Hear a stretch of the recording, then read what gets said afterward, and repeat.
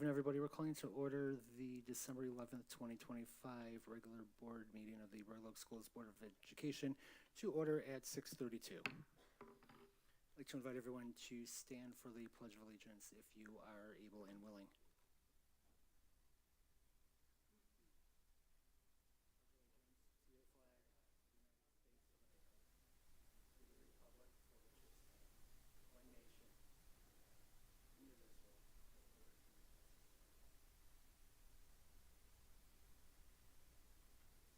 Right, thank you.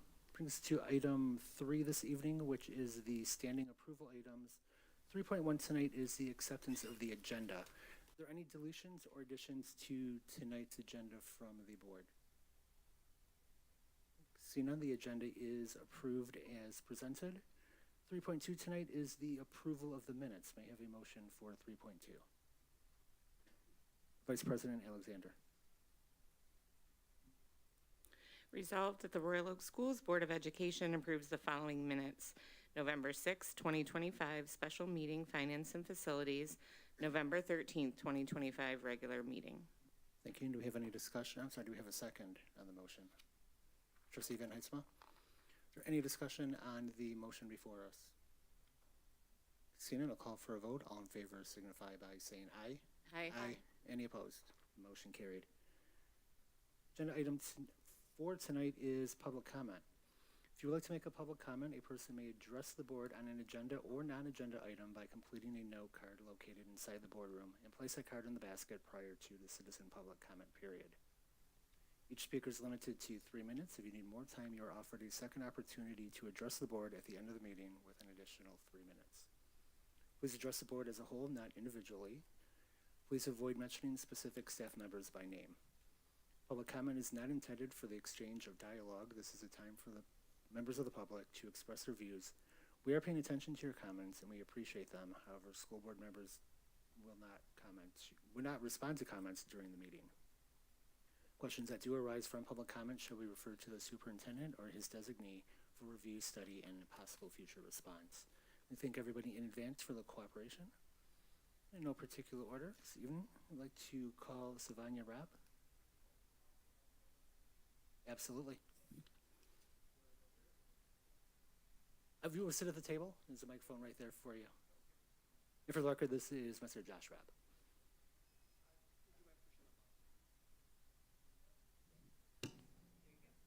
Perfect. Yeah, I think so. Okay. I only get 3 minutes, so I'll be quick. My daughter was homeschooled until 2nd grade. Her experience with homeschool at the time was unfortunately during COVID. As a result of the frantic pace of our business working during that period, my wife and I worked 120 to 160 hours a week for almost 2 years without a day off while in the middle of a full-time home remodel also. We were tragically unable to provide any academic education beyond basic life lessons that we could discuss while my wife and I were working at the same time. Yet still, when she entered the public school system in Royal Oak, she was grades ahead in most every subject. While she is unarguably gifted, there is a large deficiency in the structure of the curriculum and the pace at which it is taught. With one example being 5th graders that still have a multiplication table cheat sheet with them during the use of, or during class, obviously acting as a crutch. While I wish to be afforded the time to provide deeper insight, examples, and updates on efforts already applied, I know that I'm not being allotted that amount of time here, so I'll try and be as concise as possible. There's a glaring level of apathy towards providing a challenging curriculum for above-level students so that they are receiving an education at school each day. There are always going to be at-level students, below-level students, and above-level students, all of whom deserve to be challenged and accommodated with resources to fit their needs. We have been patient for years asking for different options from the school only to find out that they cannot provide the curriculum. There are no longer books to bring home, nor any other manner for students and or parents to even take the responsibilities of learning what the district has deemed important upon themselves in a cohesive way to align with district expectations. After meeting with staff from the district 2 years ago, we were told that things were in the works, as there are many gifted families who are in similar situations with kids bored or losing interest in school while being depressed about the lack of opportunity for them. When my daughter was in 3rd grade, we again met with teachers and they said, just hang in there a few more years. This is a quote, just hang in there a few more years, then she'll be in middle school and have more options for advanced learning. We heard that repeatedly. I was embarrassed for the teachers who either thought that that was okay or were simply handcuffed by a system that did not present them with any tools to help. My daughter at 7 years old could see the hole in the education system that is apparently invisible to the people who can do something about it. After 2 years of excuses and inaction, we pulled our daughter from public school again to protect her mental health because every day she would come home more disenfranchised about school and how the system doesn't care about her learning something new. She was 100% self-governed using learning tools like Khan Academy and required zero participation from us as parents. In 6 months of homeschooling entirely by herself, her math skyrocketed multiple grades, as proven by her iReady scores when she returned to join school this year for the social aspect. After her math scores had leveled off almost to at level due to her 2 previous years of being in the school system that denied her resources. I was in TAG as a child, and even that program, despite its good intentions, was not challenging. Is that my time? Oh, yeah, it's another paragraph and a half. I'll be quick. Now we're being forced to consider options for schools that are many, many thousands of dollars per month. With most American families not being able to afford a $400 emergency, how many do you think can afford $40,000 plus annually for their kids' elementary education? When you visit a school like Roper, where they provide an environment that encourages and accommodates learning at an advanced level, what you see is not super expensive technology or radical ways of teaching that require the highest level of training.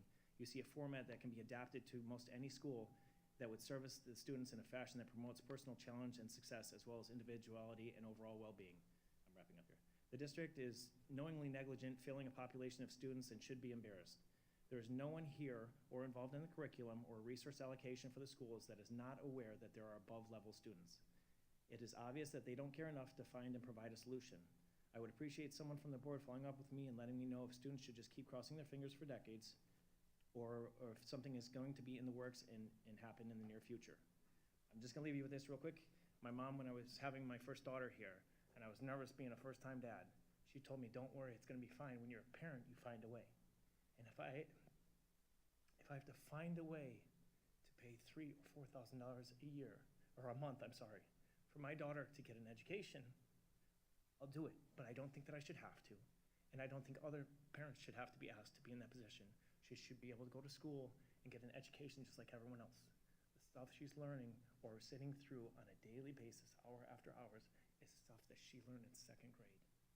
It gets frustrating. She's getting disenfranchised, and I appreciate strong consideration of finding resources for these kids. When I talked to the district 2 years ago, they told me stuff was in the works. They said we're not hardly the only family dealing with this, and so I don't know why it's moving at a snail's pace to do something about it. Thank you. Friday, thank you, Mr. Robb. We do have your information, and you'll be contacted by the superintendent.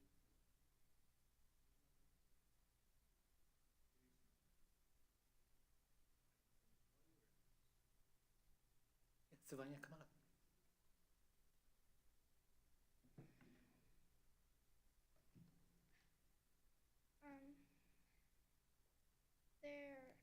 There were many days when I come home from school, and I have to say that I have not learned anything because the school system is just made for the average person, and there are many people who are not average, and there is no system for gifted children like me,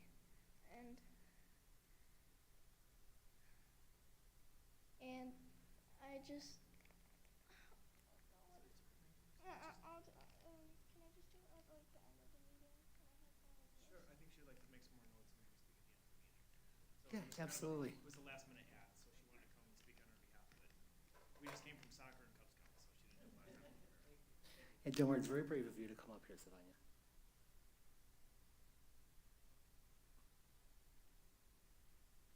All right, seeing no further public comment, we're moving on to agenda item 5 tonight, which is recognitions, presentations, and reports. 5.1 tonight is our diversity, equity, and inclusion report. It's going to be delivered by Mr. Colgan. So I think I'm going to do the first part. And Dr. Tefelsky. Thank you, sir. Okay, so as Dr. Ioannis pulls this up, Miss Phillips is at her daughter's orchestra concert this evening, so she can't be with us, but we wanted to make sure that we delivered the December DEI updates to the community. Today we're going to talk about some special meetings and listening circles that we engaged in, the 3 C's of Support grant, and then also give a save the date for the MLK event this year. The MLK event, just a little preview, is going to be at Clawson Community Schools, Clawson School District, is it Clawson School District? Clawson Community Schools, on Martin Luther King Jr. Day. So the first one, we have done a lot so far this year, engaging in diversity, equity, inclusion, and then belonging training and activities. So we had a staff training with the Michigan Department of Education LGBTQ+ students project, and that has been kind of ongoing. We've had the same trainer for a couple of years now, and that was a very effective training. I was actually in the administrative council one. We do have a saga club that is at the high school. They are on a temporary pause right now. We just spoke with the advisor, but we hope to get them back up and running sooner rather than later. So they were just they're a newly minted club, and they're kind of in some transition areas right now. So we're going to get them back up and running. You Matter Week happened at ROMS and at Royal Oak High School. It's in the spring. And You Matter Week was actually a feature of the Royal Oak Schools Shaking the Tree podcast, where Miss Meldrum spoke at length about You Matter Week. And it's a very good event. Gives teachers the opportunity to connect with students and try to really weave this within the fabric of what we do every day at our schools to make sure that everybody feels included and feels like they matter. The Culturally Proficient Educator Series is something that we are working with all of our staff members to complete. We have yearly culture and climate surveys for our students, and then we ask the staff to provide quantitative and qualitative data about their experiences. We have an equity team and a school improvement and our school improvement team, which review data from the school's actionable measures to make sure that they're working. And then finally, we have the Jedi Student Summit, which is on April 30th this year, and we're looking forward to working with our students and community members there. We're going to continue to provide training and opportunities for our students to make sure that they feel included and they feel seen and they feel important to the day-to-day operations here at Royal Oak Schools, and we're excited to continue that work. We do think that there is more that we can continue to do, but I think that kind of by displaying this, we're showing our commitment to diversity, equity, and inclusion, and making sure that our students do feel like they belong. The next slide here talks about the Jedi Council. So on 10/28, we had a special Royal Oak Schools Jedi Council meeting, and from that, we had a lot of actionable items that we took and applied to our schools. Most of this was around the formation of the Turning Point Club and how it impacted. We have student listening circles coming in December, and we've already had staff listening circles to just talk about kind of the culture and climate at Royal Oak High School and make sure we're providing all of the resources necessary. We have some emerging themes coming from the circles and coming from our conversations. The need for increased communication, transparency, and decision-making, and the school club formation process. We've taken all of those themes and really tried to already improve them. I hope people have seen a change in some of these areas. Our communication has been a priority the last couple of months, and I have a couple of other things in the superintendent's report at the end, but that has been a focus. And then really transparency and decision-making. I've said it often, visibility is my accountability. And so I think it's important that when we make decisions, I have the opportunity to stand in front of students and parents and community members and say, this is why I recommended the decision, or we made the decision, and move on from there. And so I think that those are some areas that we've really tried to improve upon. And then the school club formation process is another area. We are moving this out of kind of the 2000s and into the 2020s. It was really just a Google Doc, and club sponsors could just take this Google Doc and fill it out, and they'd submit it at one time or another, and it would get approved, and there was really no consistent process. And so we've moved that into our district form warehouse. It's called Informed K-12. And so staff members will actually go to our forms tab, and then they will fill out the class or the club sponsor form, and then along the way it gets approved. So do you have this? Yes, somebody signs off on it. Do you have this? Yes, somebody signs off on it. It will be active when our club approval process is active, so there is no question like, ooh, was that in time? Was it not? And so we are already looking at those things. We're listening. We are thinking about what is important and what we want to make sure that we focus on to make sure that our students have the best experience possible. So again, we're hearing your voice, we're hearing your feedback, we're taking that feedback and making decisions based on that feedback. And I think it's exciting to see some of the changes that are already happening. I think one of the things that I do like to say is a lot of times people think that if we get feedback and it's 51 to 49, then we're going to go with 51% of the people. And like a lot of times you get a voice, not a vote. But in this case, there truly has been voice coming from the community members, the students, and staff members, and we have made some changes based on that voice, so we appreciate that. Our 3Cs grant, so climate, culture, and curriculum, the LGBTQ plus support grant, is a collaboration between DHHS, MDE, and the Michigan School Health Coordinators Association. We're going to increase LGBTQ plus support efforts, provide additional training opportunities for staff, elevate support for GSA clubs, and then promote further implementation of the Michigan Model for Health, social and emotional health lessons, and more, which we're excited about. I mean, anytime we can get this stuff into the classroom, that's how you have an impact on our on the most students.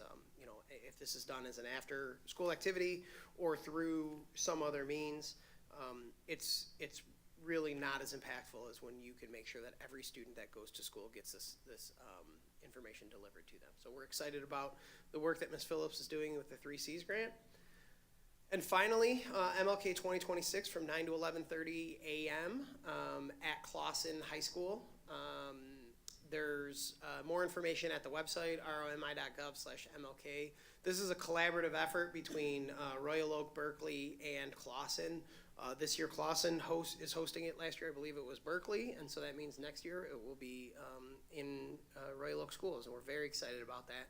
There are donations needed, some non-perishable food items, toiletries, household items, and baby items, but again, if you go to the website, there will be plenty of information in the coming months, really directing people to where they can go, how they can help, and what the activities of the day will be. So that is our presentation from Ms. Phillips. Mr. Colligan, you are up. Is that this guy? All right, Dan. We in? Yeah, we got it.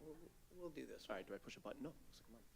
Well, first of all, thank you so much for having me. I'm honored to present today on restorative practices, what it means for us in Royal Oak, and kind of some of the journeys we've been on. Jen Nipper sends her regards. She could not be here, Ashley Phillips as well, but it was a collaboration to present this, and I'm happy to do my best I can to present what we kind of came up with. So first of all, through restorative practices, what we talk about most, and it was just mentioned, listening circles as one of those opportunities, but we're really talking about the ability to bring connectiveness to our communities. So that means in our classrooms, in our schools, in our community, how do we work on relationships? How do we work on accountability? How do we work on human dignity through the process of learning? You know, I think a lot of times one thing that we want to really discuss is that restorative practices often gets thought about as the after effect, but hopefully through this presentation you'll see that a majority of what we do is well before harm has occurred or a conflict has occurred.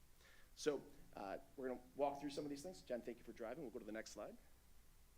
Yeah, there we go. And let's talk about, previous slide.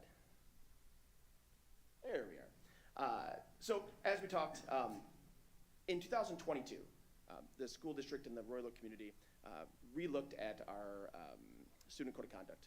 And in that code of conduct relook, there was a revision to it where restorative practices were added to every layer of the code of conduct. And if you think I'm kidding, you should read it on the website, because every single aspect, whether it's a discussion of attendance, whether it's a discussion of dress code, whether it's a discussion of what to do in circumstances of incidents at school, restorative practices is embedded in something that we look for. So in fact, it's a credit to this school district that it is inside every single part, because the law just says you have to consider it. And I think Royal Oak really embraced the idea that repairing communities, repairing harm, and focusing on people, focusing on humans throughout this is the most important thing we can do. So 80% of what we're going to do is proactive, 20% is going to be a little bit reactive. I'm going to go through a couple different parts of that as we move to the next slide. So as you can see, this is more of the formal. This slide is actually, I believe, inside. So we did even source IARP, the Institute for International Restorative Practices, into our code of conduct. But it has several examples. But the big thing is, if you're thinking about the 5 times we're gonna be working through this, 4 of those 5 times we're being restorative are going to be proactive measures. They're pre-harm. One of the 5 times is going to be when things go wrong and when we need to fix things, and we need to repair harm and build relationships as things go wrong there. So the biggest part is this is explicitly listed, like we talked about, inside of our code of conduct, and these continuum of supports show up as options for administrators when we're looking at how to handle conflict and how to handle incidents when they happen. So if we go to the next slide.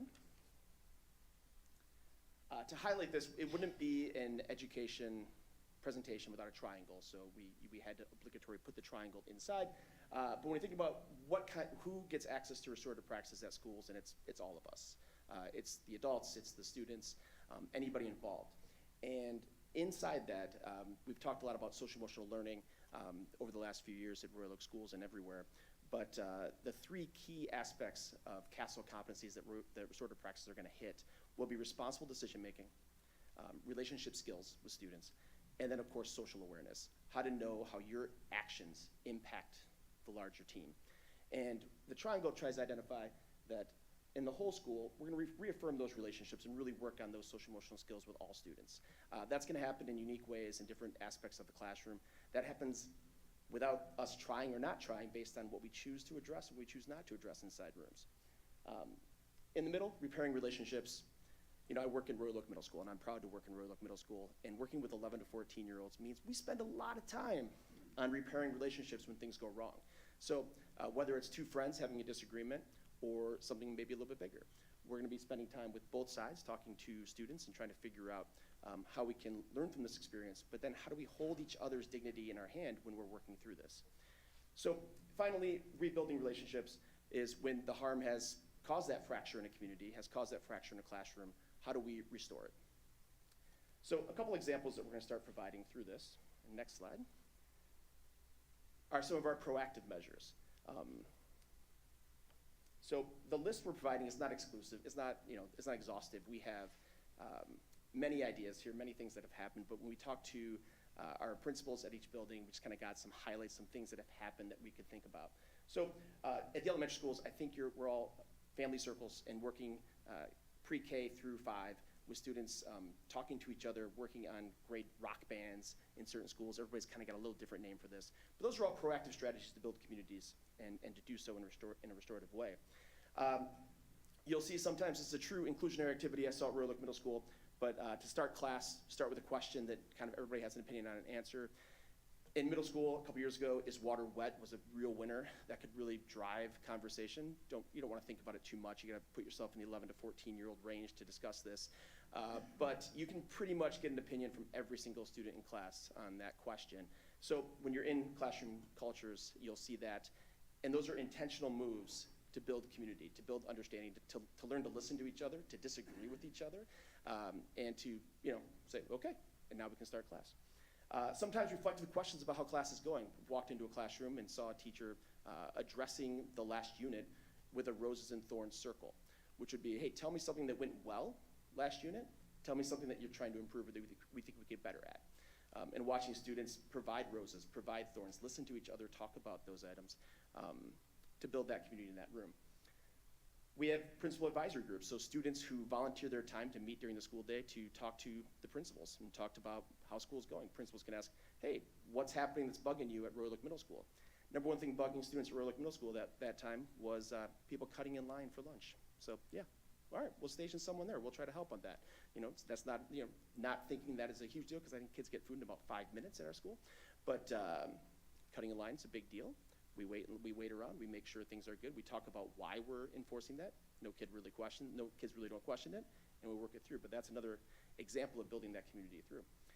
New student orientations groups. It's not easy being a new student sometimes in school, so trying our best to make sure we are meeting with students, honoring that, and bringing those voices through. Community circles to open staff meetings. So different departments may run these differently, but having people just talk about their check-ins. What's going on today that's in our space before we can start this meeting is an example of a proactive strategy. And then, like, every class starts with a class charter and group norm agreements when you start a meeting or you start a group, and you think about, well, what do you need to learn in this space? And kids spend time talking about that inside their circle, inside their group, and create class charters that are then presented on the walls. Those are some of the examples of proactive strategies, those 80%. Our responsive strategies are when there is harm, when something does happen, when conflict happens, we're gonna be working on things. One example of that is our reentry meetings. So at our schools, if there's a suspension event and a student is returning to school, the first thing they do is they meet with Royal Oak Middle School representatives, maybe a family member, and we talk about what happened and make sure we provide some reflective time for a student to discuss what happened, what they've learned from it, what we can do better to support, what they can do better when they're learning through it, what they're worried about re-entering a space, who was harmed, who needs to be part of that conversation. So every student receives access to a re-entry meeting. Sometimes we have student restorative meetings after conflict. We'll have class meetings. A very popular one sometimes is, when things don't go well with the guest teacher. We might get together the next day and talk about, well, what does that mean? And sometimes that ends up with some letters written. Sometimes that means, hey, as a community, we didn't really do what we had to do to finish the lesson that day, so we work through that. Sometimes it's a lunch reset program, so lunch detention, right? It's, hey, we've had a few tardies. Let's talk about what that means as a class. Let's spend some time thinking about that. And a staff member will work with the student on, what does that mean to get to class on time? Why do we think that's important? We need you in that space. We need your voice there. Sometimes restorative circles as well can happen inside classes. And then we get into revisiting those class charters. So if things aren't going well in classes, we take those class charters back out. We talk about what were our agreements. Do we need to add some? How are we doing toward those agreements? And those are ways that we kind of can be responsive to those areas. So we thought it might be cool to talk about how we get to a restorative circle. That's kind of the meat and bones of it. So on our next slide, we talk about how we get there.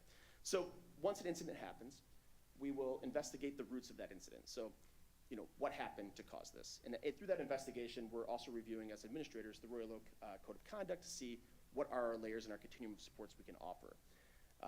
After that's done, we start preparing for the meeting. And that means we're contacting, who are the stakeholders that need to be part of this? Who was harmed? Who's a support person for a student? Who does a student need to be there to feel more affirmed and a part of that process? We try to connect with all those interested parties. So before we have that circle, we actually run practice questions with students so they know what to expect at that time. And we want to make sure that we're clarifying what our goals are. Our goals in these meetings are not to come away necessarily with resolutions. This is just to kind of hear each other and talk about kind of how something affected us. And then at the meeting, we organize a circle. If it's, depending on how intense the event, that will stress kind of how formal the meeting goes. Most of the meetings in middle school are pretty informal, two students and maybe an administrator, maybe myself, and we're talking about kind of what happened in a fashion where people can listen, where the kids can listen to each other. We introduce that concept of the circle to everyone. We facilitate what we call rounds, which are just check-in rounds, and they usually work in some capacity of kind of what happened, how are you feeling about what happened, what have you thought about since that happened, who else did it impact, and who did it impact, and then finally looking to the future, like what do we need to do to make things right? And going through that kind of scientific version of those rounds and those questions allows us to have a safe meeting and a meeting that will end, towards the positive. And then usually when that finishes, you want to have some kind of breaking the bread moment. Mints go incredibly well when we're doing this, but I think candy would also probably work. But just something else you can do together. And then what we do in that meeting and we try to do is, hey, when can we check in again on this? So this just happened. Can we meet again in a week? Do we have to meet again tomorrow? Do you want to meet individually to check on how things are going? But we work on that agreement afterwards. And then finally, I'll bring it to our last slide. And there are two quotes here. The one is just from Thorsburn and Blood wrote a great book talking about implementing restorative practices. It's a little older now, but kind of a checklist of what to do. And that first quote kind of gives us that idea of the recognition and commitment to the notion that positive, robust relationships lie at the heart of learning and pedagogical practice, where well-being and a sense of belonging and connectedness and all decisions, structures, policies, and procedures reflect this understanding. So that's something they're looking for when they talk about a school who's gotten to a restorative nature. Like, what do their practices say? What are they about? And I think it's kind of cool that in Royal Oak Schools, in our strategic plan is the next quote where that comes from. And that means Royal Oak Schools is committed to fostering an impactful learning community where students will be embraced, accepted, challenged, and prepared. And I think those two things lie hand in hand. And our credit to what the board has done to making sure that restorative practices stay at the heart of what we do here in the district. So I don't know if there's questions or that's it. For you, thank you. To keep it orderly, I think, let's go back to, May I ask a question? yeah, I was gonna go to 5.1, the diversity, equity, and inclusion, if there are any comments on that, and then move to this last presentation. Anybody have any comments on Dr. Felske's presentation for Ms. Phillips? I do. First, I want to thank Dr. Tefelsky and Sam Jones for really taking the lead on working on the changes to our club sponsorships and our forms and that whole procedure. I think what we have currently in place is going to work much better than what we walked into at the beginning of the school year, so I do thank you for that. And I have a question probably for Ms. Abella. The 3Cs grant that was spoke to in the presentation, with what happened with the state legislature last night with the $650 million they've cut out of the agreed upon budget that was super late, do you think that money is going to be impacted by the cutting of that? Specifically that 3C grant? Yes, or anything that we have in the works? Or do you want to talk about that later? I haven't investigated enough to answer that. The 3C grant is for $5,000, so I think anything that we may have committed to, we could probably move forward with. Thank you. Any other comments or questions on that portion? Right, Trustee Wicky. I really appreciated and enjoyed your presentation on the restorative practices. I just wonder, in practice, how often do we do that? I was thinking about that. We knew that question would come up. The first part, every day. So I think that, we, at one point, we started tracking in 2023, just to see, like, hey, how many times am I actually in an impromptu discussion between, let's just say, two students in middle school? And I think it was daily. So just, and something, sometimes it's minor, sometimes it's just in the hallway, like, someone got like, hey, you rub and like, hey, what happened? Was that something real? No, it's not anything real, but let's sit down, let's really quick chat on it. But I think the biggest part for restorative mindset, the framework and the way we approach it is every day. We're always working to become more restorative. It's working to build what's called the social capital window, where we're trying to hold high expectations and high supports for students. So always trying to give a reason why. So one of the ways that I've applied that is, like, part of my job is like a lunchroom in the cafeteria. Middle school cafeteria is a fun duty. It's a fun assignment. It can be a little loud. It can be, we give 30 minutes for eating, and I think they might need 2.5. So it can be sometimes, especially when the snow comes and we can't get outside, it's like, okay, cool, we're here. And one thing that I notice is that when I'm trying to address a table, just because there's some loud, like, I have to raise my voice to talk to a table, and holy cow, everybody thinks I'm yelling now, but I'm not actually upset. So I've had to learn to kind of go, and the restorative idea is like, hey, just hold back for a second when we dismiss, and let's talk. And then as everyone leaves, protecting the dignity of the table, so I'm not like yelling at a table and like making a table feel like they're doing anything that not like 38 other tables aren't doing. But just talk about, so I noticed that there's a lot of crumbs left on the floor. Just thinking, we've got these brooms, we've got these things, who does that affect? And students are able to mention, like, oh yeah, custodial staff, like, they don't need to clean that, like, we made that mess. And, like, in that moment, beautiful answers, beautiful dignified answers. If you try that same approach while everybody's in the room and everybody's kind of hot, right, and up, you're probably not gonna get that approach. And, that's how conflict kind of arise. So just an example of like some of those proactive measures that you wouldn't think about as like a restorative practice, talking to kids at lunch, but it truly is. And I think that's something that it is every day. Now, in terms of a really intensive restorative circle, maybe twice in my career got to something like that intensive. But for the most part, it's cool to see a school that is focused on that, because I can watch it in our classrooms, I can watch it with our teachers, and I can watch it with students, to the point where we'll have times where two students who've had this experience a lot in elementary school will ask me, sixth graders, I don't know yet, hey, can I do a restorative meeting with the student because this happened? I'm like, yes. Can I facilitate? You can. Okay, thank you. And we'll come together, and they'll actually, like, they'll know the questions before we even get going sometimes as a result of doing that, and that's pretty fantastic.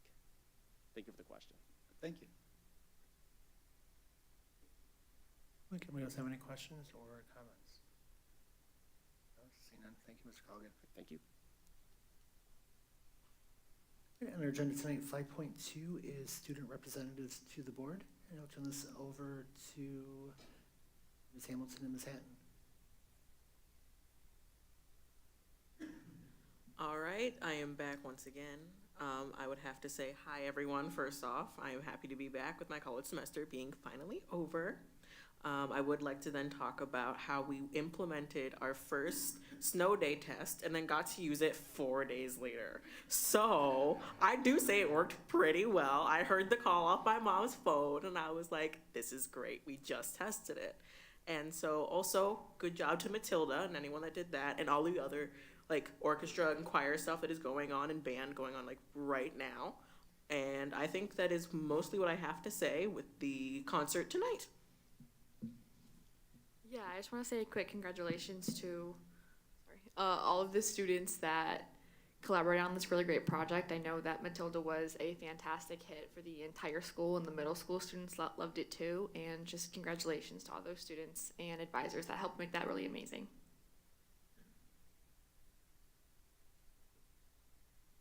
All right, thank you, ladies. Anyone have any questions or comments for our student representatives tonight? Trustee Wickie. Only that due to the snow day, I'm actually having to miss the choir concert tonight, Yeah. which my daughter's in, so. We she'll can hold- Text them she'll and see hold how it fast they against- could get here. What's That's- that? See how fast they could get here, start caroling. We should have that. That If would we be start fun. talking really fast, we That's do make right. it to the end. That was one of Keep the going. I got it. unfortunate Let's go, speed run, consequences, 2 times right? speed. Yeah. Book it, he'll make it. That was one of the unfortunate consequences of the snow day, and then it also overlapped with the swim meet. So Mr. Smith was a busy man last night between his duties as an activities director and athletic coordinator, or athletic director, trying to manage that, so, but yeah. All right, thank you again. Agenda item 6 tonight is communications, and I will ask Secretary Anderson to make that presentation. We have received a few: Ashley Morel, Claudia Polger, Tina Steinmates, and Christina West. All right, thank you. Item 7 tonight is the consent agenda. The consent agenda generally consists of routine matters as well as items we've covered during this meeting or another board or committee meeting. All items are documented in the minutes, which are published following the meeting at which they were approved. All of our committee and board meetings are open to the public, and public comment is an item on each of those agendas. We invite members of the public to join our committees. Tonight's consent agenda includes 7.1 payment expenses and 7.2 field trips, Royal Oak High School to Rome. Are there any deletions or additions to tonight's consent agenda? Seeing none, the consent agenda is approved as presented. This to agenda item 8.1 tonight, which is the superintendent's report. Thank you, President Jaworski.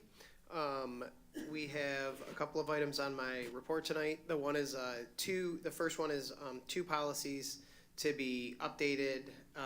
One is a continuity of organizational operations plan for first reading, and the second one is policy 8305, which relates to information security.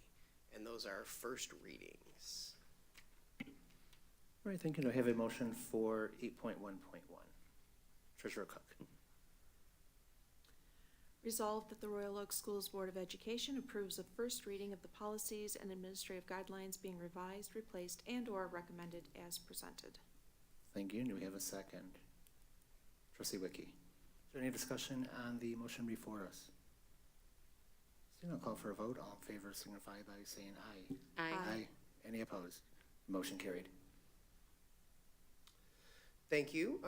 So the next one is the second reading of them, of a handful of policies. 3 of them are up for approval, and then 2 of them are being revised, and then 2 more are being rescinded. So the 3 that I will mention are the ones that are going to be approved. And that is policy 2210, which is curriculum development and approved courses.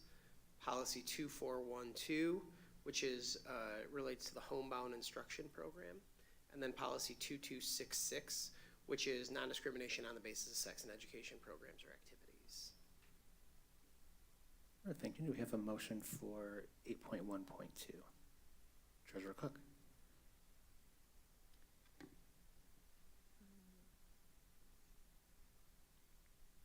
Am I supposed to read all of that? Okay, second reading of revised, replaced, and/or recommended policies and guidelines description.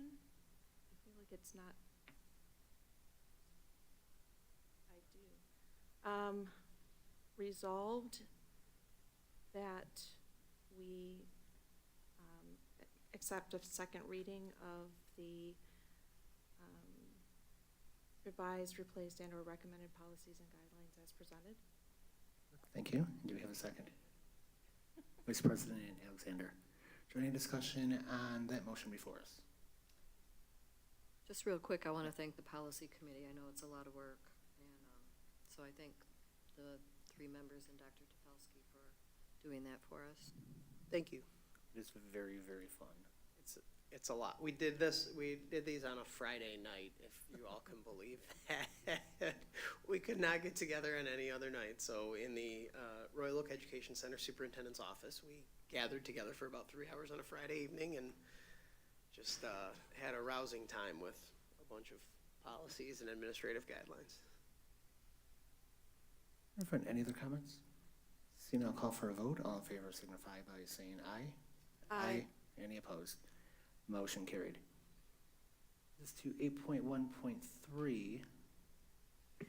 Thank you, President Jaworski. So OCSBA, which is the Oakland County School Boards Association, has given us 2 resolutions to vote on this evening. And they are 2 different ones, so we actually asked them to split it up. And so it's going to be a little unique for our district, but it was kind of like, would you like a hamburger or chocolate cake? Vote yes or no. And it didn't make much sense. So the first one that we are going to ask for is a resolution regarding the nonpartisan school board election. And so I think we should start with that one, which relates to House Bill 4588, which states that school board members will have to declare which party they are running under when it comes to a school board election, which currently it is a nonpartisan race.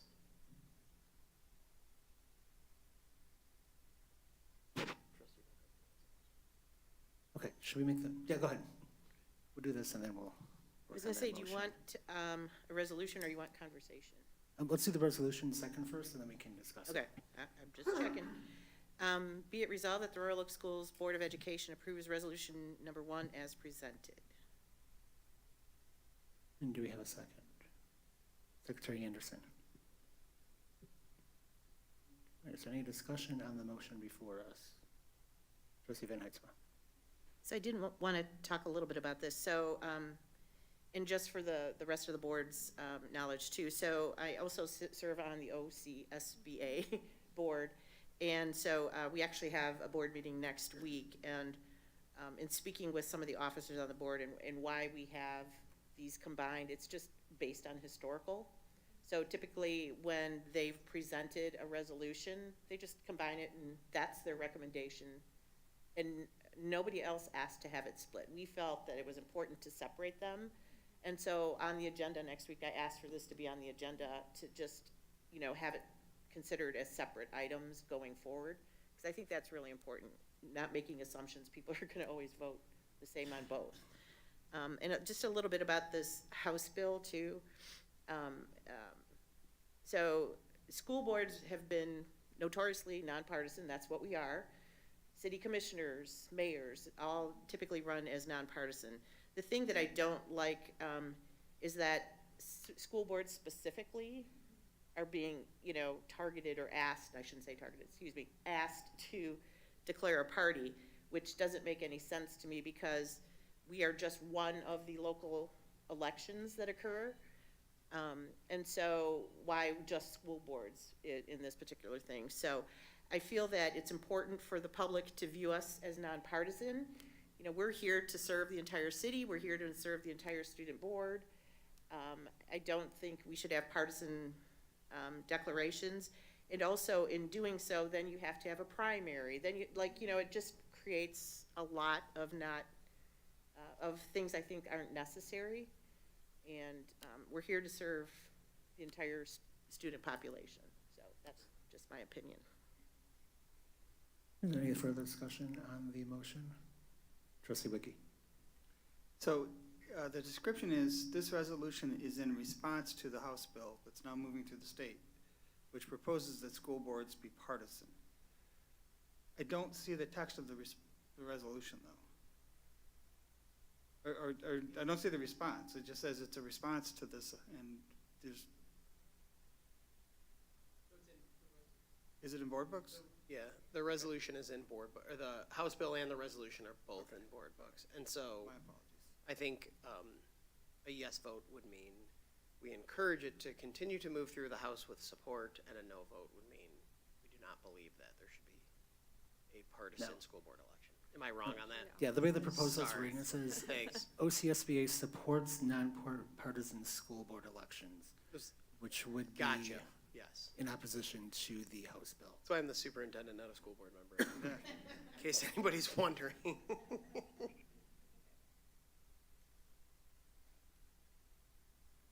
So if I may, by supporting resolution number 1, we're in fact supporting the idea that we would remain nonpartisan. Correct. Treasurer Cook. Something that I found interesting in looking into this more is that it would prohibit some folks that currently serve on boards from being able to serve on boards. So if you are a federal employee or a current part of the military, would not be able to serve on school boards. And when we were at the MASB leadership conference, there were folks there who said that about half of their board would have to leave. And so I thought that that was interesting and important to note in these sorts of changes. And I stand in support of this, in support of the Oakland County School Board Association position that we would continue to be nonpartisan. Okay, any other comments? And like, I'm going to give the reasons that I cannot support this resolution in front of us. The OCSBA, which is the Oakland County School Board Association, has given their reasonings why they oppose it. Number 1 was decrease the number of willing candidates. I don't believe that to be true. If you have to declare your party, I don't think that should preclude you or prevent you from running from or for school board. Number 2, this was the most glaring to me, I think, was increased campaign costs. School board members would have to be successful in 2 elections, a primary election as well as a November election. I think it's a weak argument. It's going to cost you more money to run for school board, so the School Board Association seems to be in opposition to this bill. Number 3, align local education decisions with party interest rather than student needs. I can't believe that would happen either. I mean, you can run for a nonpartisan position, which we all have. We all have our own political ideologies, and I think everyone on this board sitting here is able to set that aside and do what's within the best interest of the students that we're here to serve. So with that reasoning, I'm not going to support this proposed resolution. Are there any other comments? All right, I will call for a vote. All in favor signify by saying aye. Aye. Any opposed? No. Thank you. Brings us to the second proposed resolution. So the second proposed resolution is on the importance of early intervention programs and calls for increased attention and funding to support this. Let me try this one more time. If you vote yes on this, you support early intervention programs and call for increased attention and funding to support those early intervention programs. Do we have a resolution? Trustee Van Heidsma. Be it resolved that Royal Oak Schools Board of Education approves resolution number 2 as presented. That was easy. Is there support? Treasurer Cook. Any discussion on the motion? Seeing none, I'll call for the vote. All in favor signify by saying aye. Aye. Any opposed? Motion carried. I do have a couple more things, if that's okay, in my superintendent's report. Sorry, President Jaworski. Not a problem. So as Ms. Hamilton reminded everybody, welcome back, by the way, thank you for being here. We had a snow day test in emergency procedures, which was amazing. The test actually worked. We had 5 parents who did not receive the initial call or the email. They notified Ms. Jones. She fixed it, and they received the actual snow day call. So that was amazing. We're always happy again to improve that stuff. We know we have to get better. Staff members still aren't in there. The board's not in there. I didn't get a call, even though I made the call, which was like slightly ironic. In the future, I would love for it to be like an actual person talking. I don't even know what it was. Was it like an AI person, Sam? Was it bad? Okay, so we're gonna get something awesome in there. Maybe we'll like raffle that off at the PTA council or something. You can sponsor it with your child could sponsor it. That'd be amazing. This snow day is brought to you by insert child's name. So anyway, it's just an idea. It's just an idea. We have a ton of concerts and events happening, and they're happening all over the place. There's a lot, including the one tonight. And so please check your local school calendar over the next week and a half to see everything that's happening. We did have a soup with the superintendent, soup and salad with the superintendent event yesterday at the senior center, and it was amazing. There were about 25 kids who assisted us, and then there were maybe 10 or so, 7, 6. I'm seeing. I can't read that. Was that 6 or 7? Six adults at the senior center from the community. There were a lot of people out there. It was tough to tell who was who. So the snow, we got about an inch of snow, and it came like pretty quickly, and so we did have a lot of people cancel, the folks at the senior center said. So, but it was a great event. I always like connecting with our seniors and community members, and then the kids. It's just so exciting to see the kids out there and how impressive they are. So we talked about all different things that we've covered here today, and bond projects and upcoming academic ideas and things like that. So also coffee with the superintendent has been very lightly attended. The one in November, I had 0 people. And the last one, we roped 2 community members in the dining room into coming and talking with us. And it was a great conversation. Wu-Tang Clan came up. I bet you weren't expecting to hear that tonight. But me and one of the dads have similar music tastes from the mid-90s. So if there are any ideas on how to improve coffee with the superintendent, please let us know. I'm happy to do that. Maybe moving the times. It's at 8 o'clock. Do we want to move it later in the day? Would an afternoon or an evening be better? So, and then tomorrow our Trails program has basketball here versus Troy. It's been great to watch them play. They've had a handful of games, and so tomorrow at 10:30 a.m. Jennifer, 10:30 a.m. our Trails crew will take on the Troy Trails crew. Thank you very much. Any other questions or comments for superintendent's report? So, moving on to 8.2 tonight, which is curriculum and instruction, and we will turn the meeting over to Dr. Ioannis. Thank you, President Jaworski. I appreciate that. Dr. Tefelsky, I was following closely and waiting for the resolution on the cheeseburger and milkshake. You mentioned that, or you promised that. I didn't see that on here, so. Okay, maybe tomorrow. Okay. Cabinet will vote on that resolution tomorrow. So let me focus back here again. We have visited 8 of the 9 schools. During our board meeting last month, we talked about our school improvement process, our school visit process, and how we have been asking our building leaders and teacher leaders to focus more on achievement data and the instructional walkthrough data to better understand the instructional practices that are happening in our classrooms. So we've had 8 of those 9 visits. During those visits, we've talked with the principal, and who has previously, before that meeting, he or she had held meetings with their school leadership team, focusing on our district improvement goals in math, reading, and student wellness. And just again, for a reminder, the focus for the math and reading in 3 years, all students' proficiency as measured by Michigan State assessments will increase by 12%. and the gap between, the gap that exists currently between all students and our 3 identified subgroups, our economically disadvantaged group, our students with disabilities, and our Black or African American students will be reduced by half. So those are the same goals that we have for math and reading across the board in all of our buildings.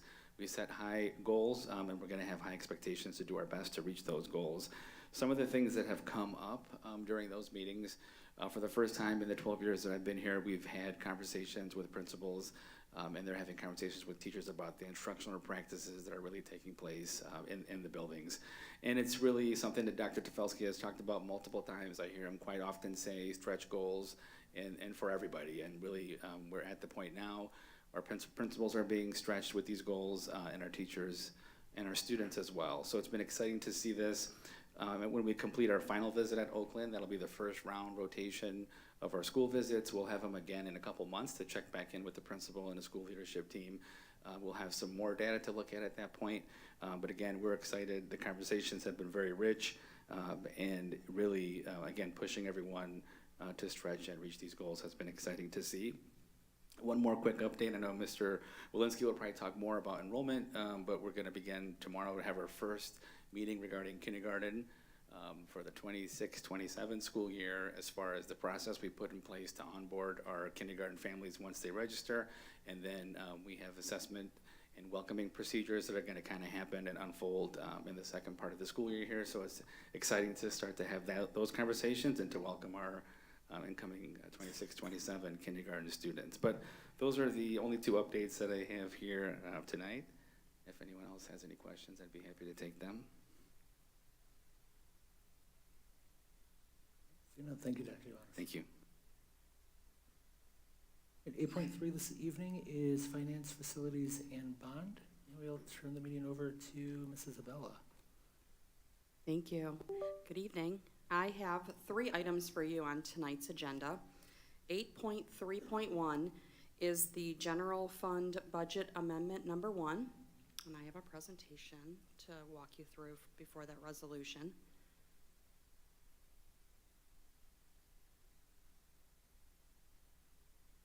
There we go. So this is the first amendment. The last time when we did the original budget, that was in June, before we had a state budget.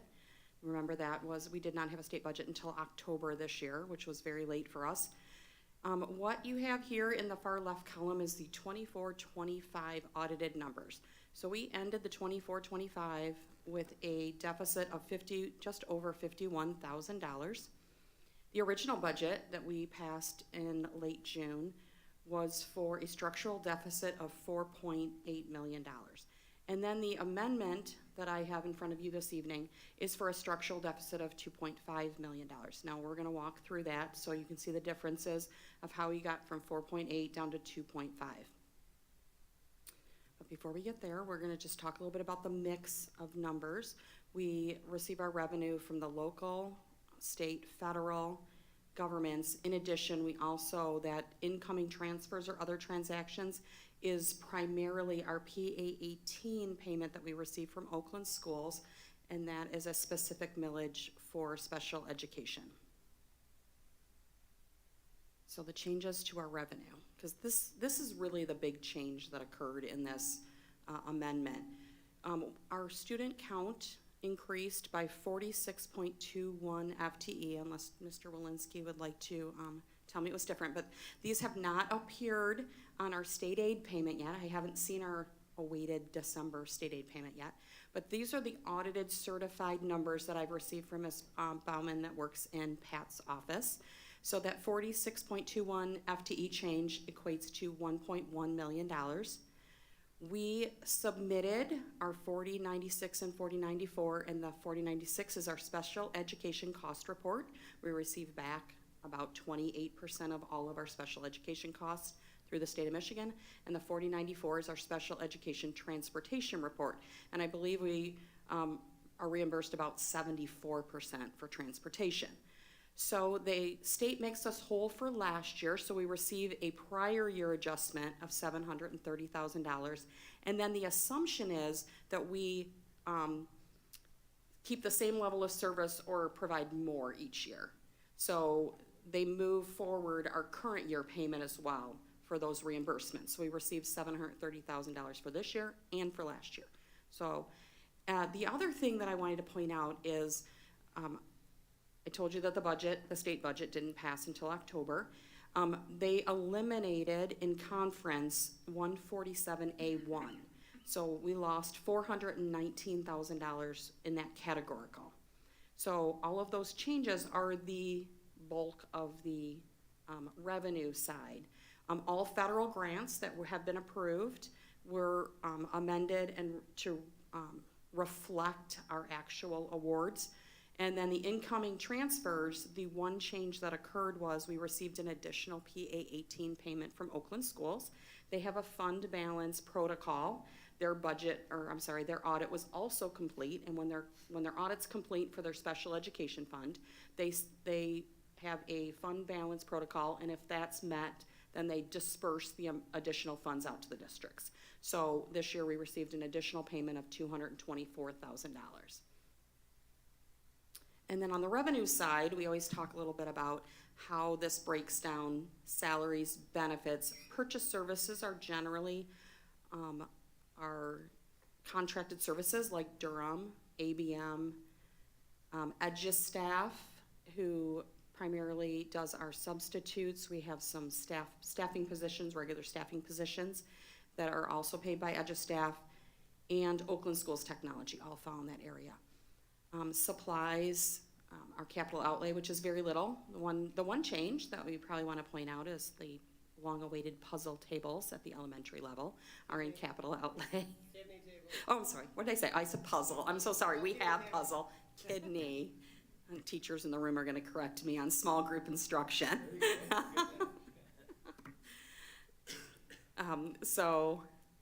Those are the big groupings of the changes. All salary accounts were reconciled to reflect our current staffing. So when we do the budget in June, we do the budget based on our current staffing the levels. So we had several retirements last year. To be honest, I do not remember the number of the retirements we had last year. So we had the retirements, the new staffing changes where we had additional classrooms or where we were able to shrink some staff. So all of those things were picked up in this amendment. 147C is the UAL. That's a net zero, so that was all updated to so that within this budget.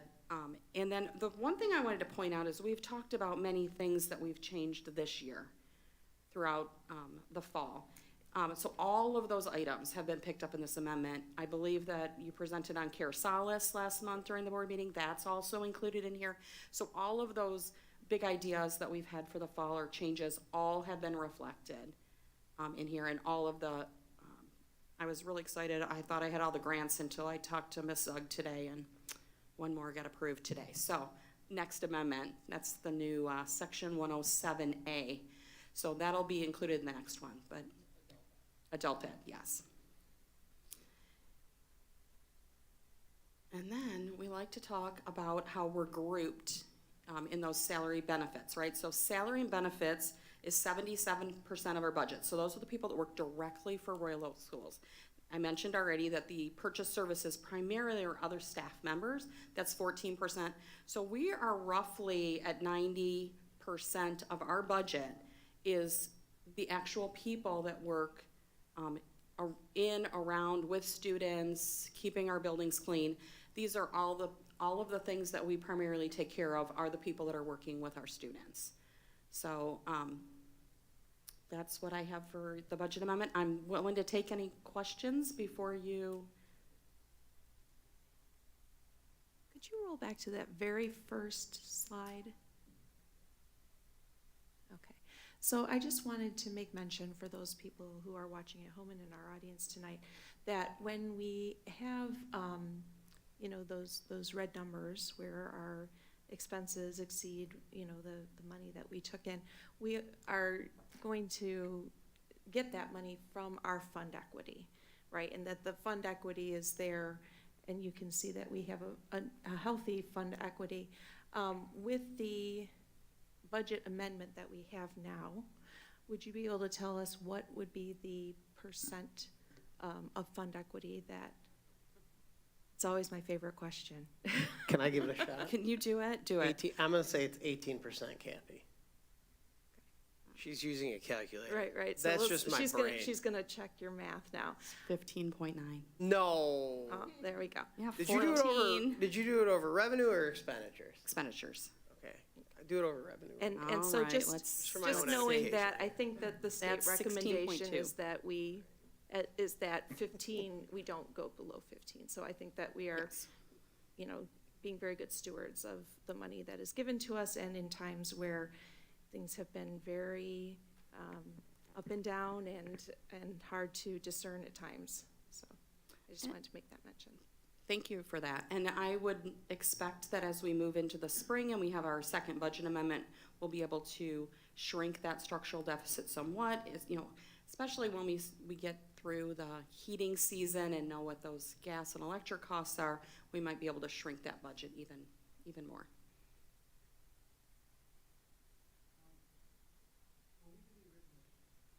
When we did the original budget, we had not completed contract negotiations at that time. I think we just Did had, we but just? we did not have our state budget or student Well, we didn't have the count. state budgets, but we did have updated numbers I for, I certainly included something probably close to what we, Yeah. okay, all right. we had a feeling. I was trying to highlight the point that this was, it is, in many ways, you're trying to nail down something you really don't have all the input. Yeah, I mean, absolutely. Like, again, State if you're, budget, for one thing. if you're pretending that you're a family, we did not have what our annual salary would be, or how many kids would be in our house that we had to spend that money on. Yeah, so we have a lot more information today than we did. And then I think you mentioned earlier, or you did mention earlier in the meeting, the budget cuts that occurred last night. It appears that none of those directly affected the school aid fund. Those were general fund for the state of Michigan. So I don't anticipate this affecting I haven't read much more, but I don't expect it to affect our budget. They're just gonna put the money back in the school aid fund, right, that they cut from the general fund? Give us more money, supplemental budget. They're putting it back in the general fund, it appears.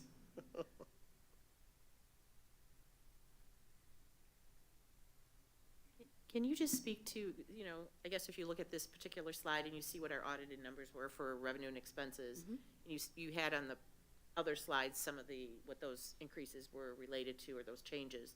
Can you speak a little bit more to the expense delta? Like that's 4.4, what makes up the expense delta? So one of the things that I mentioned was that we reconciled all the grants. So when we do the original budget, we reset the grants back to like 75% of what we would expect to get. And we take out all of the carryover budgets for the grants.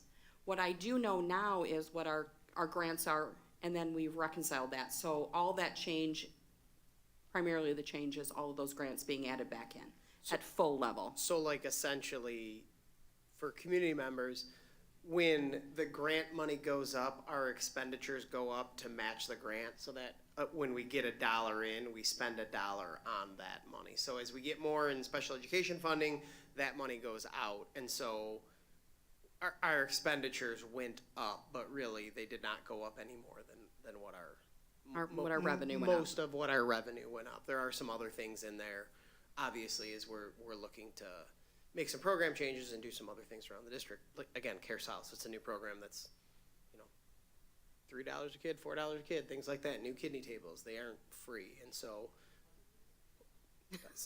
they are kidney. I was so close, they were a shape. Yeah, so there are those little things that go up, but that's a great question, because I actually had written down and then I forgot about grants. How did we go up 2.3 million in expenditures? So thank you, Ms. It's the Abella. grants, Yeah. yes. Yeah, so. Any other questions? Maybe Dr. Trafalski or Mrs. Abella, can you explain how the current state of 31AA is affecting our budget now, and what may happen if that does change? Yeah, so currently, 31AA is a school safety and mental health grant that the state of Michigan is giving to all schools who choose to accept it. As a condition of the acceptance, though, the legislature and governor passed a requirement that if a mass casualty event occurred on a school property, which they did not define, They would come in with an independent investigation, and all employees and essentially stakeholders, so like board members, superintendent, all of us, would have to waive attorney-client privilege. We're unsure if that is even constitutional. Like, is Joe, as the deputy superintendent who is in charge of grants, is like he allowed to waive privilege for President Jaworski? So that is being challenged in court right now. So the initial results from the filings and things look favorable, so we did include that in our budget. It's about $600,000. And again, that $600,000 will come in, and that $600,000 will go out. So that will not kind of really help the difference very much. As the superintendent, my recommendation was we would accept that if attorney-client privilege did not have to be waived on behalf of other people. If the court case ends up coming out not in our favor, then we would not be accepting that money. And so to Trustee Cook's point, that'd be another $600,000 that's out of the fund equity. The reason we can make that decision is because the board has been such good stewards of the money. We do have that there. So no services or programs will be cut. This grant is also unique because it is a one-year grant. And so when we accept the $600,000, it's not like we can say we're going to hire 3 counselors for the middle and the high school next year, because that money is going to be gone. So we would have to come up with that money every year and endure those legacy costs. So as of right now, the thought is that we will not have to waive attorney-client privilege in the event of an incident. So we are accepting the money. However, if that changes, once it goes through the courts, we would not be accepting that money. So tentatively accepted. They're supposed to have a hearing next week. And I believe that we are going to hear also next week. That is the plan. If for some reason we don't hear, we have until December 30th to rescind our acceptance of that. So thank you. That's a good opportunity for us to clear it up. Any other questions? All right, we have a resolution for 8.3.1. Trustee Van Heitzma. Be it resolved that the Royal Oak Schools Board of Education approves the 25-26 General Fund Amendment Number 1 as presented. Thank you. Do we have a second? Secretary Anderson? Any further discussion on the motion before us? Seeing, I'll call for a vote. All in favor signify by saying aye. Aye. Any opposed? Motion carried. 8.3.2 on tonight's agenda is a athletic storage building for Royal Oak High School. It will be located on the northwest corner of the current stadium. This was discussed at Finance and Facilities last week in great detail, and there's a resolution for your approval to move forward with that. And do we have a motion for 8.3.2? Vice President Alexander. Resolved that the Royal Oak Schools Board of Education authorizes the superintendent to finalize and sign a contract with Blackstone Building Company in the amount of $197,715 for Royal Oak High School Athletic Storage Building. Additional 10% for contingency. Thank you. Do we have a second? Trustee Wicke. Is there any discussion on the motion before us? I'll call for the vote. All in favor signify by saying aye. Aye. Aye. Any opposed? Motion carried. And then my final item for this evening is 8.3.3. It's for Royal Oak Middle School. It's the replacement of the pool swim blocks. Once again, this was also talked about last week at Finance and Facilities in great detail, including the lovely artwork that will be on those swim blocks. It was weird that we were going to have a raven on swim blocks at the middle school, right? We did further get the artwork, and it's just an the RO.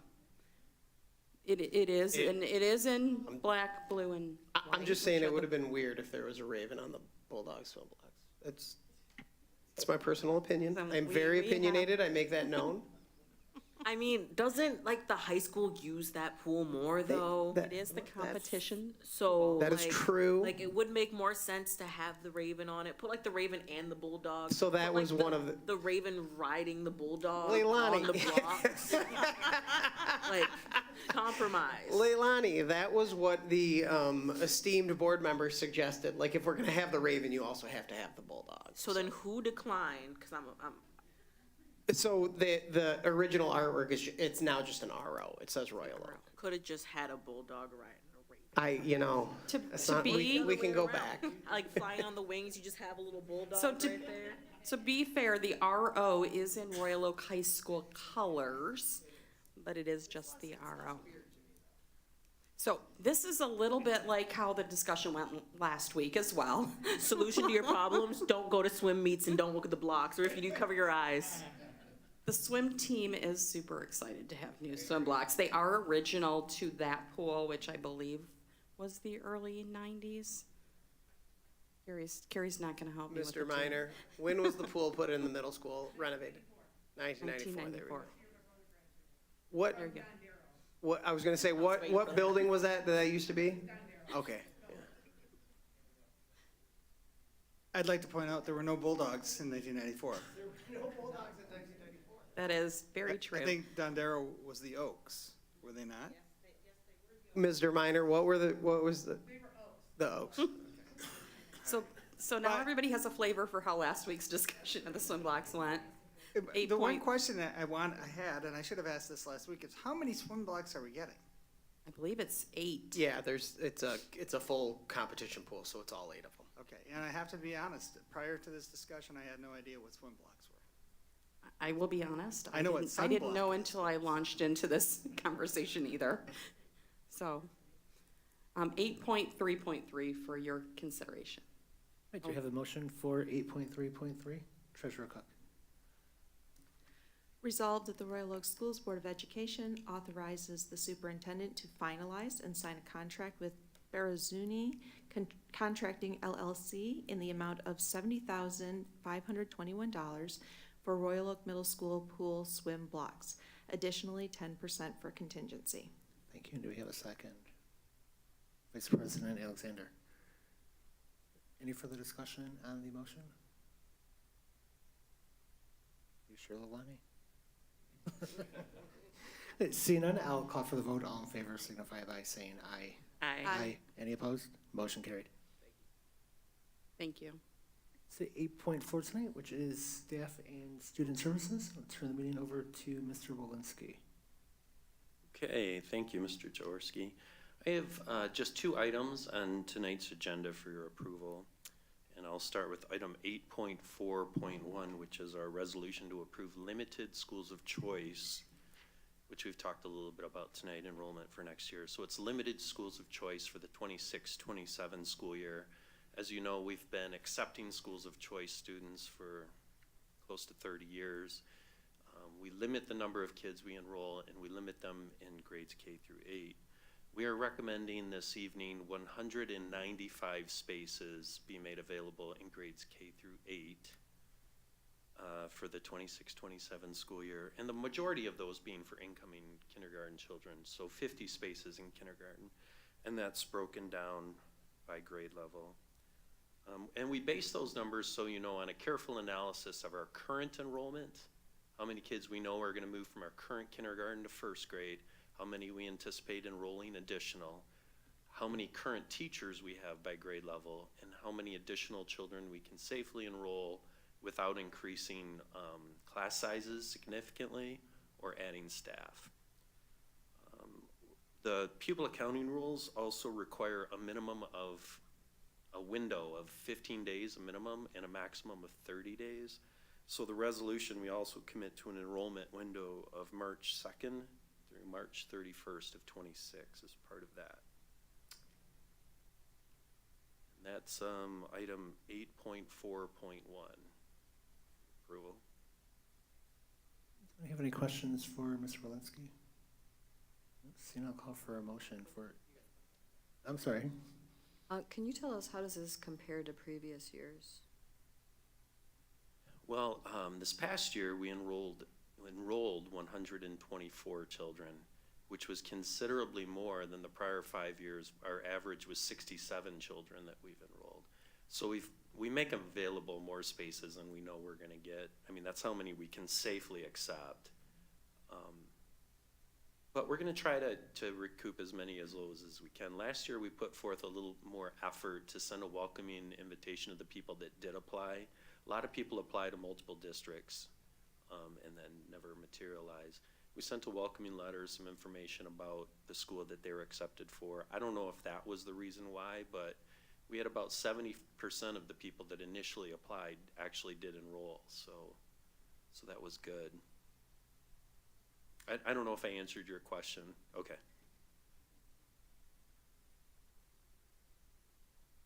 Any other questions? No? All right, do we have a motion? Treasurer Cook. Resolved that the Royal Oak Schools accepts a designated number of students in grades K through 8 for the 2026-27 school year under Limited Schools of Choice Section 105, with the assignment to schools and classrooms on a space available basis. 50 seats in kindergarten, 15 seats in first, 15 seats in second, 15 seats in third, 15 seats in fourth, 15 seats in fifth, 20 seats in sixth, 30 seats in seventh, 20 seats in eighth. Be it further resolved that for all schools of choice enrollments, the district reserves the right to refuse to enroll any non-resident applicant if that applicant is or has been suspended from another district within the preceding 2 years, or if the applicant has ever been expelled from another district. Be it further resolved that the district will accept applications for schools of choice in the period of March 2nd, 2026 through March 31st, 2026, online or at the Royal Oak Schools Administration offices between the hours of 8 o'clock a.m. and 4 o'clock p.m. by appointment only. Thank you, and do we have a second? Trustee Van Heidsma. Is there any discussion on the motion before us? Seeing none, I'll call for the vote. All in favor signify by saying aye. Aye. Any opposed? Motion carried. Okay, one additional item for your approval is a brief enrollment report, or personnel report. Item 8.4.2 is a list of our personnel changes since we last met. And on that report are just 6 changes, which is not very many. 5 of those 6 are recommendations for hire, which include 1 substitute paraeducator, 1 substitute teacher, 1 office clerk for Keller Elementary, 2 paraeducators. We also had 1 retirement notification. Mr. Steve West, who's been a paraeducator for the school district for 25 years, has announced that he's going to retire in February, I believe it is. Yes, February 30. There's not 31 days in February. Yeah, so that's a mistake on the report. I believe that's February 28th. But Mr. West has been with the district since August of 2000, and he is retiring. Yeah, that should be 2026 also, I think. Yeah, or is it 12/31?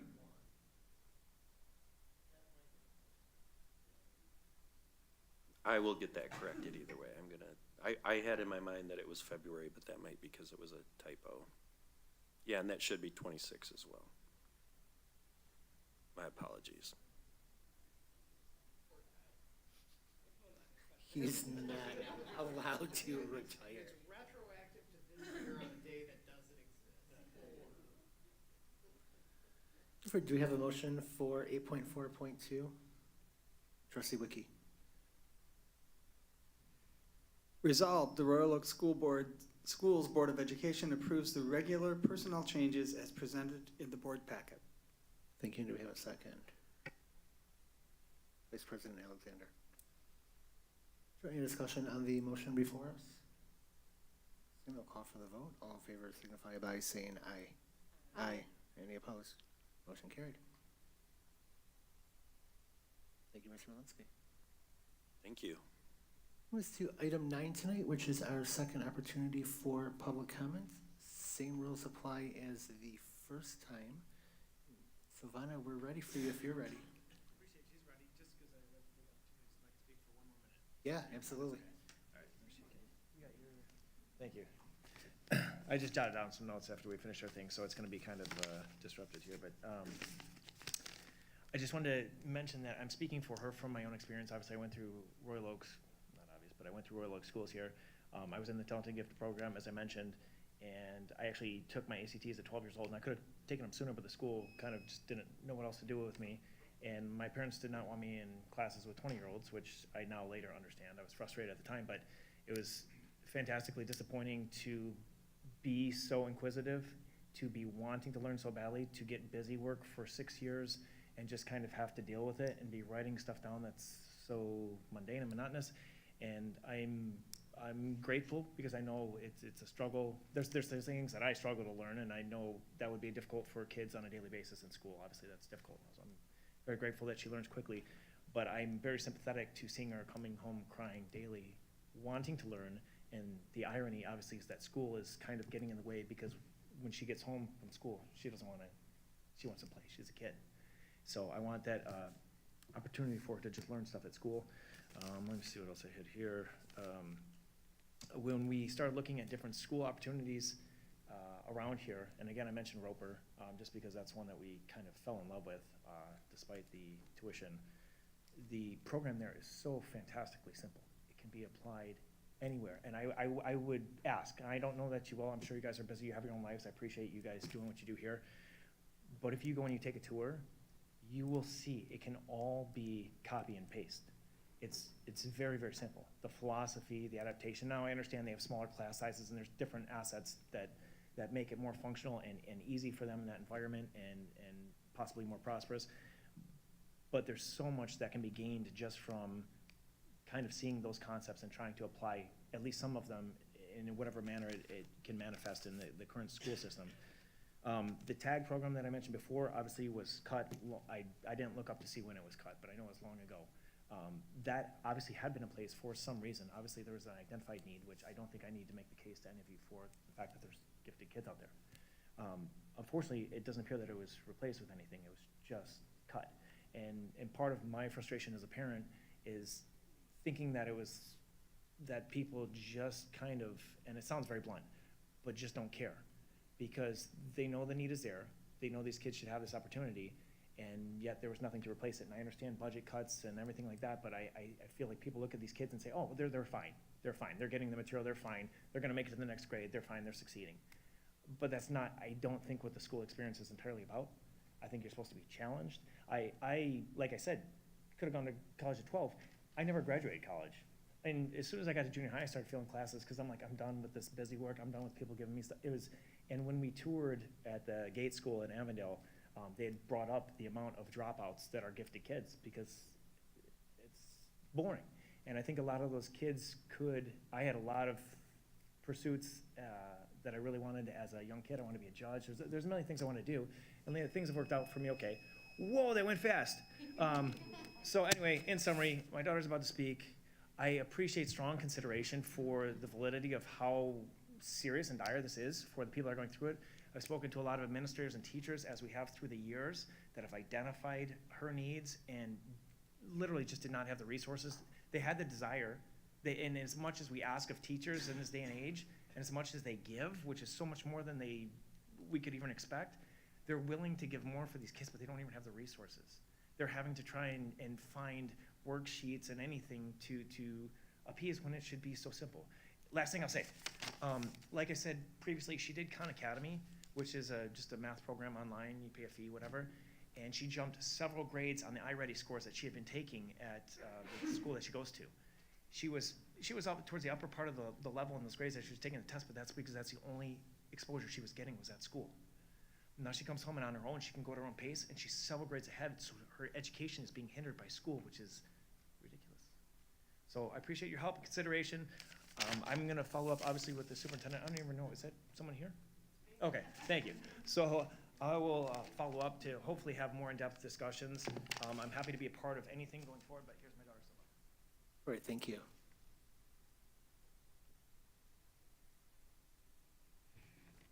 I love learning, but many days I come home from school crying. Why? I don't learn anything, and I don't want to spend hours having to learn stuff after school. I'm 10 years old, and I want to be a kid too. Estimates show that up to 10% of children are gifted, and yet this entire demographic is being overlooked. I came back to school for the social aspect, but unfortunately 2 of my 3 best friends have gone to other school districts for their advanced learning opportunities. I understand that it is unlikely that any program will be created this year, but I want to make things better for other kids. Thank you. Thank you.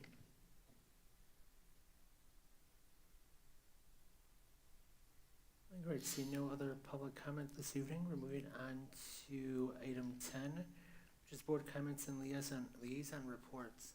We had 2 committees that have met since our last meeting, the Wellness Committee and Arts and Preservation. I'd like to ask Trustee Wiki to present on Wellness Committee. Well, we had a good meeting, and one of the good things about being on the Wellness Committee is Mr. Jacobs usually comes and brings some sort of snack with him, and he brought cookies again, which I sort of requested and was very happy to receive. So we did have a section on the Wellness Committee where we talked about food service.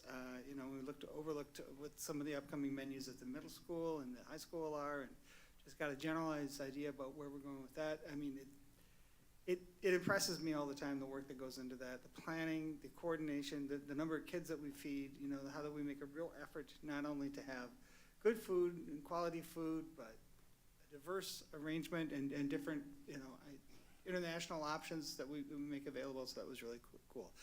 One thing I will say, and this is a bit of a disappointment, was that I took one of the cookies home to my daughter, and she said, "Oh, that's good, but it's a school cookie." Apparently, they get them every day. I think we should really reconsider that. Anyway, after that, we had some discussion about the availability of Narcan in the high schools and training for it. It's been mentioned before, it was mentioned to me directly that, we talk about having Narcan available in the high school, and a student came to me after one of our board meetings and said, we may have it, but none of us know where it is. And we don't really know how to use it. And my understanding is that it's, I don't want to say safe, but there's really, if you administer, and this is all secondhand because I'm by no means an expert, but if you administer it in the wrong situation, there's no detriment to that. But there's a significant benefit if it's administered in the right situation. So there are efforts being made to find out where it is at our various schools and report on that. We might be able to offer Narcan training for the students at Ms. Harris Med Skills class. That was a recommendation that came up. I love Ms. Harris. She's great. We did, in fact, have a presentation last year with the fentanyl fathers that talked about Narcan and how to use it. And as said, it doesn't have any effects if you use it at the wrong time, and it does have positive effects if you use it at the right time. And then the fear of then using it on somebody and then having to be able to call the cops and being able to help, and then being accused of also having that said drug. Sure. And so another presentation would be great on that, about all of those things, because in those situations, a lot of people freeze because they don't know what to do. So being able to talk about, as Ms. Harris would love to, she's great, I love her. Don't have her, but I see her all the time. She would be amazing to do that. Well, your recommendation is pretty strong, so I'm glad to hear that. I really am. And I don't know what the follow-up step will be for that, but that was for the discussion. And you were there, so that's where we went with that. We took quite a bit of time to talk about the fact that the Wellness Committee has a number of past initiatives that we've sort of made some headway on but haven't really completed. So a big part of the discussion was about past initiatives like work on vaping, QR codes made available in the bathroom so you can report vaping in public areas. I went home and asked my daughter, and I said, do you think anybody ever vapes in the bathroom? And she said, what do you think? I said, okay. I don't, because I don't spend a lot of time in these bathrooms, but that's a whole other thing. Anyway, suicide prevention, getting more student participation on the Wellness Committee. I will say that we had great student participation at the last meeting. There were a lot of students there, including from all grades, and at least one was a freshman, so it was very well attended. I think Mary Ann and Erica volunteered to talk to the high school and administration about the QR codes. Okay. Excellent. We also discussed the possibility of vape sensors in public areas like bathrooms, and so that's something that I think is being considered.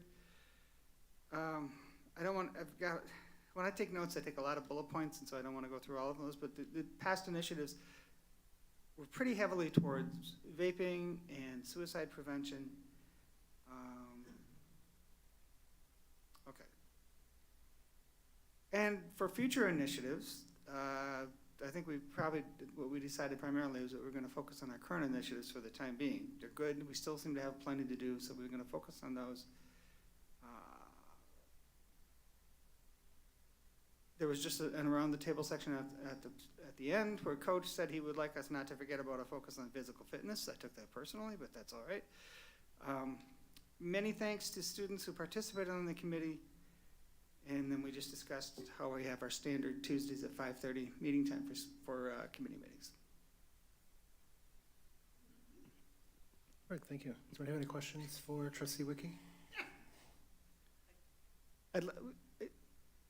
Mary Ann and Erica were there too, so they could probably provide enhanced viewpoint if you want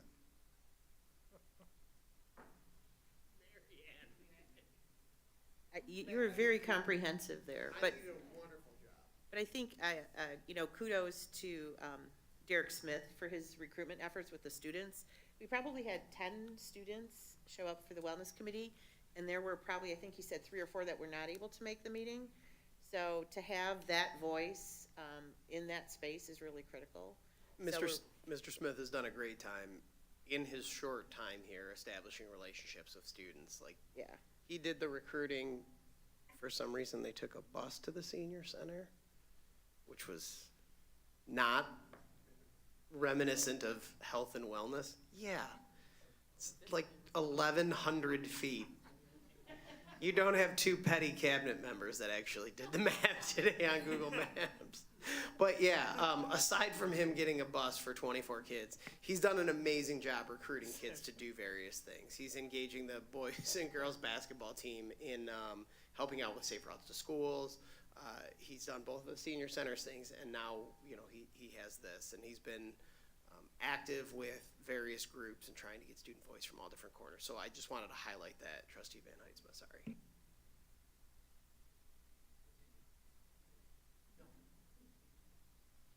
Any other questions about Wellness Committee? We'll move on to Arts and Preservation with Secretary Anderson. So I guess I'm gonna have to start bringing cookies, from what I'm hearing. Yeah, okay. We met December 2nd at 6 o'clock, but that won't happen again. Our discussion mostly centered on the upcoming 100th anniversary for Royal Oak Middle School. That's coming up in 2027, and the school will be 100 years old. We talked about possible events, ways to commemorate this. We're hoping we're gonna get a lot of community participation in the planning process. We have a lot of time. We're gonna work on subcommittees, and they would include events, fundraising, research, history, food, alumni outreach, and other things, but it's really early in the planning stages. Other topics were about creating plaques to explain what the mural replicas are here at the board office, as well as the mobile in the ROMS pool lobby. And our next meeting will be at 6:30 p.m. In the ROMS Learning Commons. Thank you. January 20th. And I think that's about it, unless either of you two have anything to add. Thorough as always. More to come. At 6:30, yes. We did not cover this during the meeting, but I wanted to ask the superintendent, can you talk a little bit about the ROMS safety, the check-in process, the pilot that's gonna be happening? Oh my goodness, I was like, oh man, I'm on the spot and I have no idea what you're talking about. Yes, thank you for bringing that up. So this is important. So everybody tune into this YouTube channel. So when you visit ROMS, I believe it's going to be next week, and then when we return from break, we are going to have what's called the Raptor system in place. And in order to go into the school and traverse through the hallways, You have to present your ID card, and they will slide it in the Raptor machine. The Raptor machine will run a very quick background check, analogous to what we call an iChat right now. And the iChat is very standard for volunteering in classrooms or going on field trips or doing any of those things. It's not quite as comprehensive as a federal background check, but it does give kind of a cursory look to make sure that the adult, at least at first glance, is able to be around students. And then you will get a printed name tag with a barcode on it that you have to wear. It has your picture, it has the barcode, and then it also has your name. And then as you check out, we ask that everybody goes back through the office to scan out so that we have record of who came in, what time they came in, and then who is still in the building and who left. And this just helps with all of our safety and security procedures. The idea behind this is it will eventually be rolled out into all schools. It's extremely common. This system or another one are at many Oakland County and Wayne County schools. I haven't visited Macomb County schools, but I assume that those are the same as well.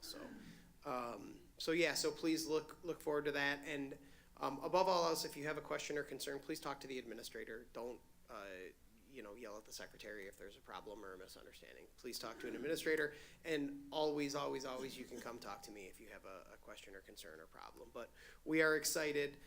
It helps out with safety and security and tracking, and when you go into a drill or when something happens with a student, we want to make sure that we know who is there, where they are, and whether or not they're actually still there or they left. So I think I did an okay job. Thank you. Yes, Ms. Van, I trust you, Van Heitzman. Just a quick question. So we're doing the pilot at the middle school, but the intent is? The intent is all 9 buildings and really this one when we finally get all of our areas settled out. So this one is a little bit more, it's a little bit easier to traverse because really there's only 2 hallways, but once people are around and we have people entering at Churchill and people entering at Trails and people entering at the Early Childhood Center and then the board office, we'll ultimately have it at all of the different areas. So the intent is to have it in all buildings, and by the end of the year would be nice, but that may not be totally possible. So and I'm just getting a note that it has actually already launched at ROMS. It launched on Tuesday, so which is amazing. We haven't even heard about it. It must be going great. Let's just put them in all the buildings right now.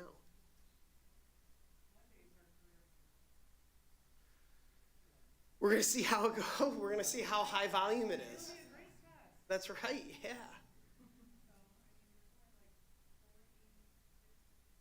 Oh, that's awesome. So yeah, but again, please, if you come to the career fair, if there's a problem, if there's a misunderstanding, if there's a question, talk to Ms. Meldrum, Mr. Colligan, Ms. Durda, or Ms. Mallory,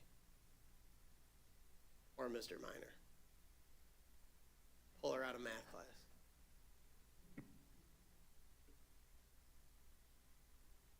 Any other questions for Superintendent or Secretary Anderson? No? Move on to liaison reports. Anybody have anything to report? Board comment reports. Trustee Van Heitzman.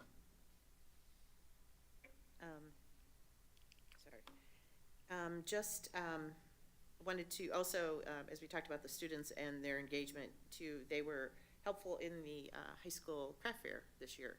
So I know Derek was pretty successful in recruiting students. They were getting down to the wire with volunteers, so I know there's a lot of students. It was a nice event. It was fun to go.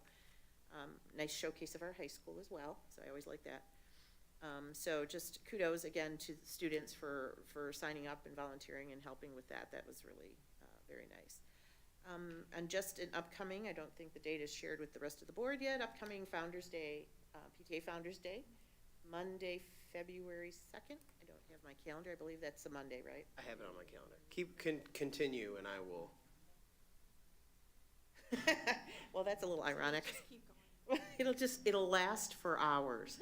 Yes, Monday, February 2nd, from 6 to 9 p.m. at the Royal Oak Elks Lodge, number 34 on 4th Street in Royal Oak. So it's an opportunity for all of our PTAs and all our schools, us as well, to join and have some fellowship with all those individuals and to celebrate PTA and what PTA does for our students. So looking forward to that and wishing everybody a happy time off. Great, thank you. Anybody else? Seeing none, we will adjourn the meeting tonight at 8:16.